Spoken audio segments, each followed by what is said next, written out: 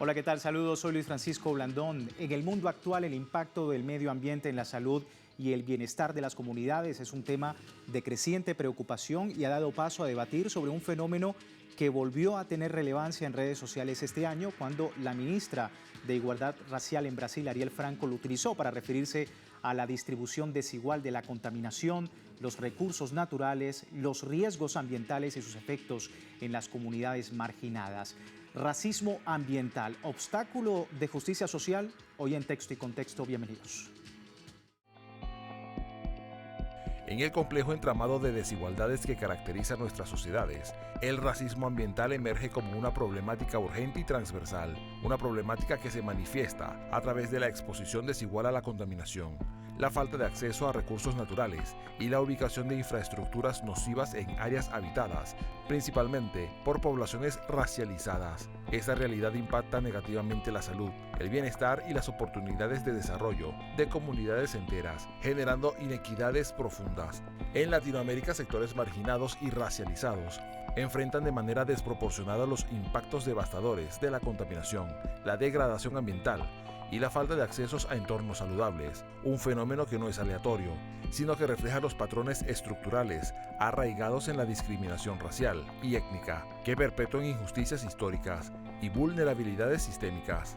La intersección entre el racismo y medio ambiente es motivo de estudio por su correlación con la pobreza, la segregación espacial, la falta de políticas públicas y la explotación de recursos naturales en detrimento de las comunidades más humildes. Ahí teníamos el perfil de nuestro programa el día de hoy, racismo ambiental. Y vamos a hablar del tema con el panel. Primero, acá en nuestro estudio, los presento. Alfredo Guzmán, él es profesor universitario, para su lectura sobre el tema. Muchísimas gracias, Alfredo, por tu tiempo con la audiencia latinoamericana. También nos acompaña otro recurrente para el análisis, Francisco Herrera, ecólogo. Francisco, un gusto tenerte nuevamente acá en el estudio. Y también en la distancia nos acompaña el señor Eder Peña, ecólogo, ecologista. Muchísimas gracias por este tiempo, Eder, con la audiencia. Y también nos acompaña en la distancia Rodrigo Andrade. Él es profesor de Cambio Climático de la Facultad Latinoamericana de Ciencias Sociales, también del Consejo Latinoamericano de Ciencias Sociales. Rodrigo, bienvenido. Y bueno, queremos iniciar hablando de este tema, precisamente del racismo ambiental. ¿Cómo poder explicar, Alfredo, este fenómeno? ¿Cómo lo estás viendo? Y sobre todo, si hay una conciencia en los pueblos y en las comunidades sobre lo que significa el racismo ambiental. Bueno, en principio saludar a la audiencia de Telesur, saludarte, Luis. Si hay una conciencia o no sobre el racismo ambiental en las comunidades, va a depender de si la persona está viviendo o siendo víctima de esa discriminación, ¿no? Entendiendo el racismo ambiental como una discriminación que está asociada, obviamente, a la injusta distribución de lo que son los beneficios ambientales, pero principalmente de lo que son los riesgos ambientales. Esto viene afectando a distintas culturas a nivel de América Latina, a nivel global, y el que lo vive, el que lo padece, es el que está consciente de esa discriminación. ¿Qué te parece a ti, Francisco, el tema? Es, digamos, la comunidad, sobre todo en América Latina, ¿no? Tan golpeada. Veíamos recientemente en Brasil muchos muertos por las lluvias que se han generado precisamente por los efectos del cambio climático, y que efectivamente han hecho que autoridades como la ministra de Igualdad Racial denunciara un racismo ambiental. Sí. El tema es atractivo y es delicado. ¿Por qué digo que es atractivo? Porque es una manera más de denunciar el racismo. Pero en mi opinión el racismo es solo uno.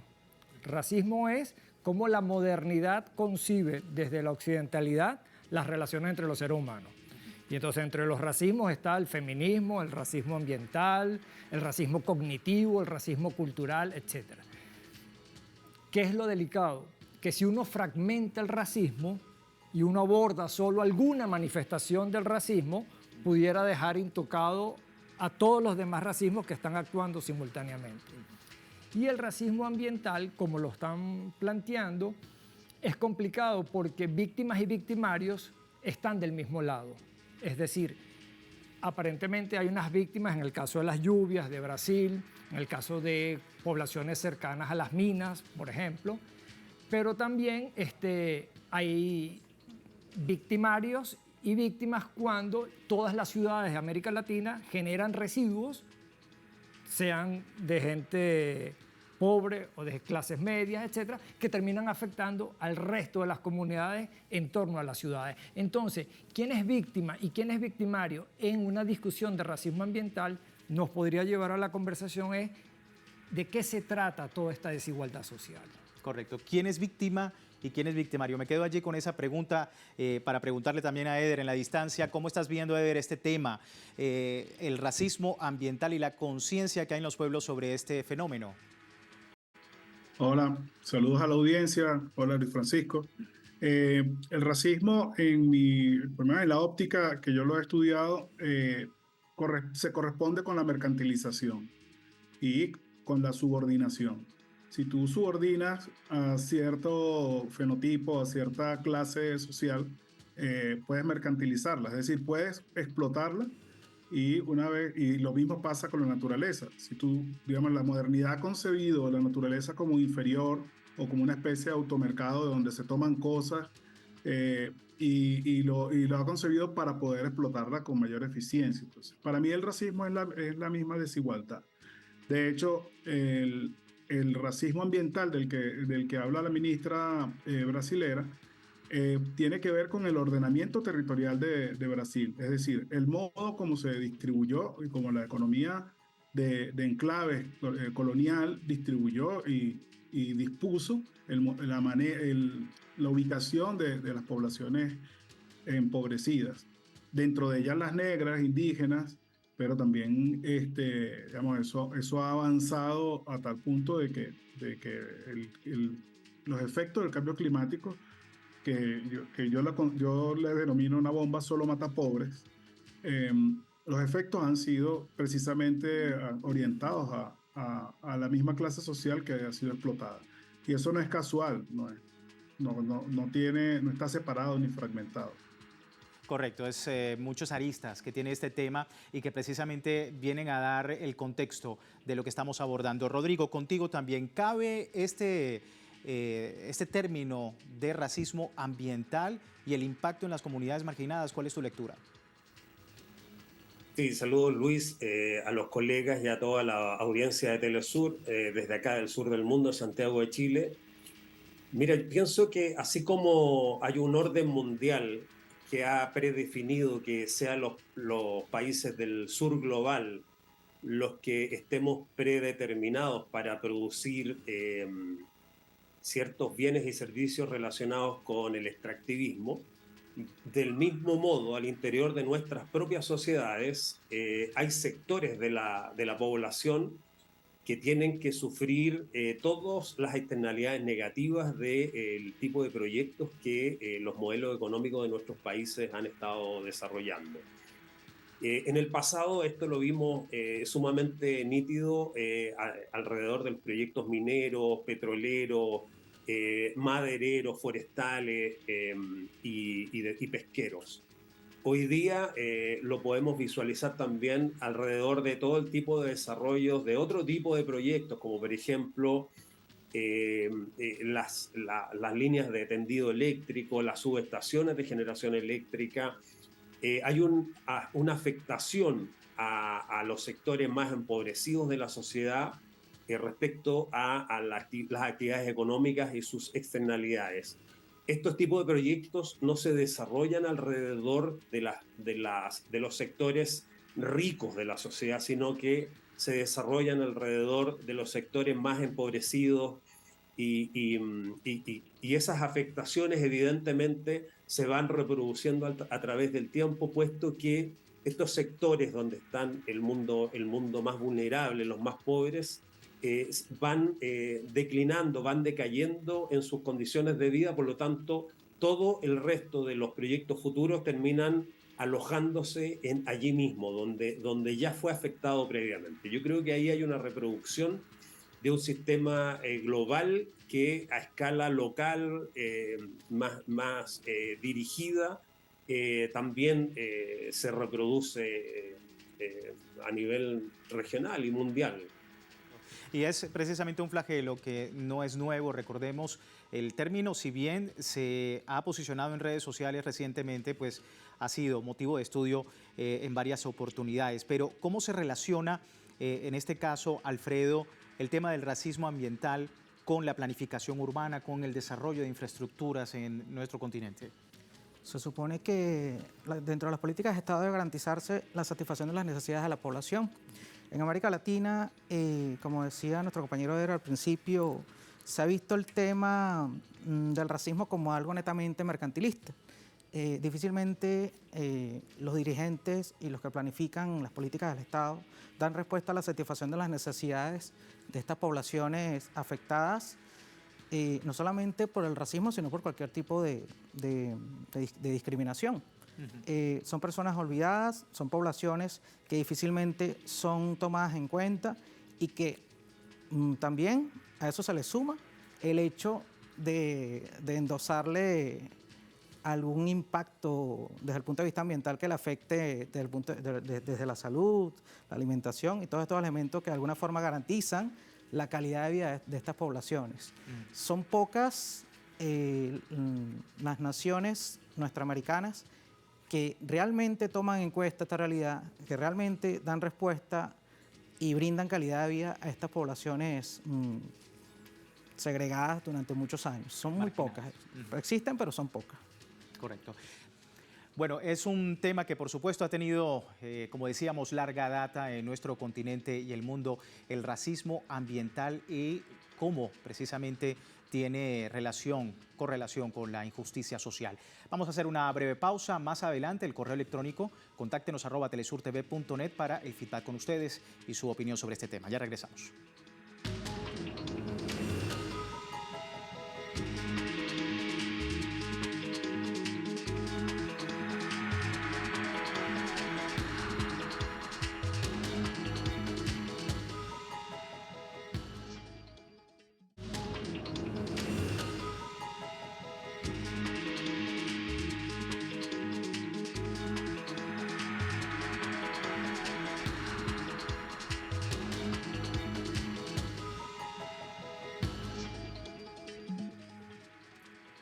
Gracias por seguirnos en Texto y Contexto. Hoy hablando del racismo ambiental y su relación con la injusticia social. Hablamos del tema en Brasil como un ejemplo, ¿no? En Río de Janeiro recientemente las lluvias han afectado a la población y nuestro compañero André Vieira, quien es nuestro corresponsal en ese país, nos comentaba que no existe una planificación política, políticas públicas que permitan abordar el tema del cambio climático y por ende este flagelo del racismo ambiental. Francisco, ¿cómo ves esa relación, sobre todo con la ordenanza, ¿no? Con las leyes, con la política, no solamente en Brasil, sino en otros países de nuestro continente? Bueno, el tema es interesante porque probablemente el momento que tuvo buena parte de la humanidad, al menos Occidente, para invertir en políticas públicas, para generar, como hablaban, un urbanismo que abarcara e incluyera a todos, probablemente ya pasó. Es decir, el costo de políticas públicas que incluya todas las manifestaciones que va a tener la crisis ambiental planetaria, probablemente es un costo que no pueden asumir ya los países. ¿Qué quiero decir con ello? Que lo que estamos viendo es la consecuencia de cuando se pudo y no se hizo. Probablemente ahora el costo en PIB, el costo real de cada Estado-nación para enfrentar todas las manifestaciones de la crisis ambiental, porque pueden ser lluvia, puede ser sequía también, puede ser falta de agua, puede ser falta de energía, puede ser agotamiento en el acceso a los alimentos. Entonces, aquí lo que hay que concebir de ahora en adelante es un problema sistémico con soluciones sistémicas. Entonces, lo que está ocurriendo en Brasil, que pudiera ocurrir en Río, lo que pudiera ocurrir en casi cualquier ciudad latinoamericana, es una consecuencia de un racismo urbanístico, arquitectónico, de la década de los 70, 80, 90, que generó este mapa tan diferenciado de acceso a servicios, a estructuras, etc. Pero probablemente no va a cambiar. Y yo quiero hacer notar un aspecto que mencionó Rodrigo, que es clave. No solo estamos viviendo la crisis ambiental planetaria, que apenas comenzando ya tiene manifestaciones muy graves, es decir, va a ser cada vez más grave, sino que también estamos enfrentando un agotamiento de los recursos del planeta de este modelo capitalista que cada vez demanda más recursos. Y eso, Rodrigo, dio ahí un punto importante, que es cada vez es más necesario por los grandes capitales mundiales sacar a las personas de los territorios, llevarlos a las ciudades en condición de pobreza y los territorios estén cada vez más libres de seres humanos para un acceso más directo y sin resistencia a la naturaleza. Por eso él comentaba que muchas comunidades rurales en el campo son victimizadas y revictimizadas en este racismo ambiental, porque es prácticamente una política del capital en el mundo actual. Correcto. Y justamente, Rodrigo, contigo nuevamente sobre el tema, porque efectivamente la relación que existe entre el racismo ambiental y la política pública, damos el ejemplo de Brasil, pero también en otras comunidades a lo largo de nuestro continente, ¿no? ¿Cómo ves esa relación también, pues, haciendo un poco la respuesta sobre este tema?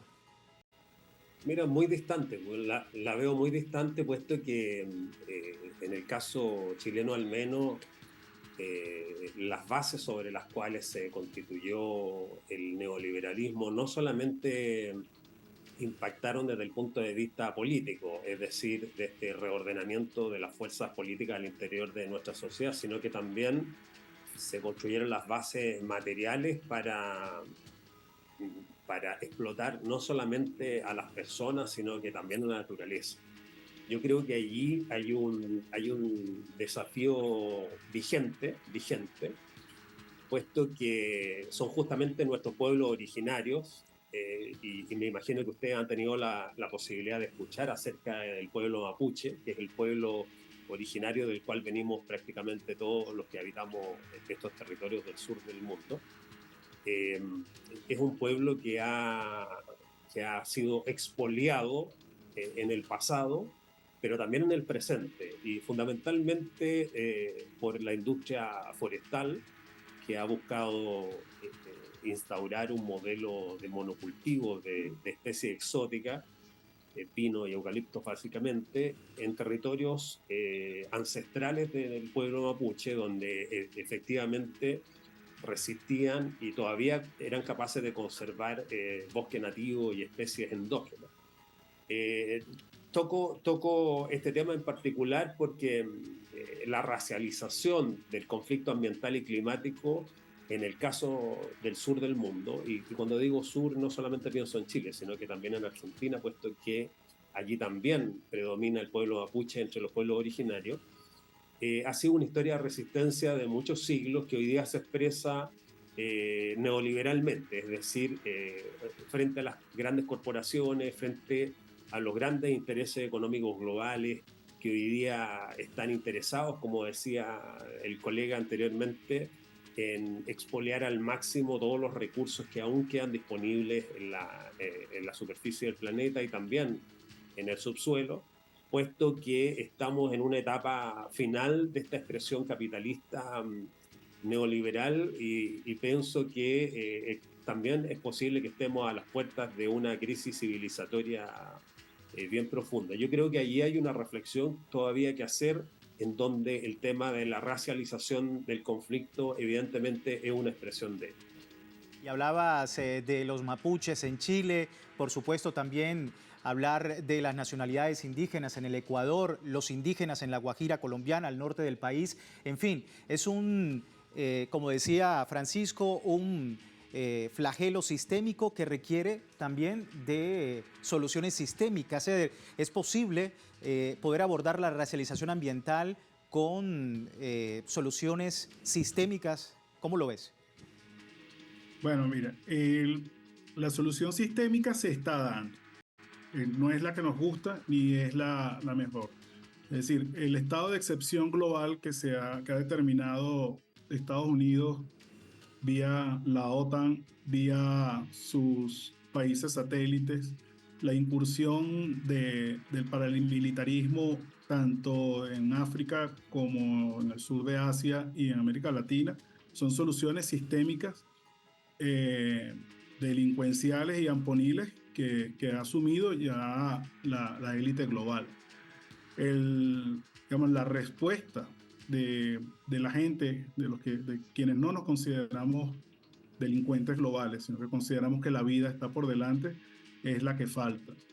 Sin embargo, el mundo se ha dedicado a establecer foros y debates y más debates ante un flagelo como han dicho los compañeros, digamos, está en avance.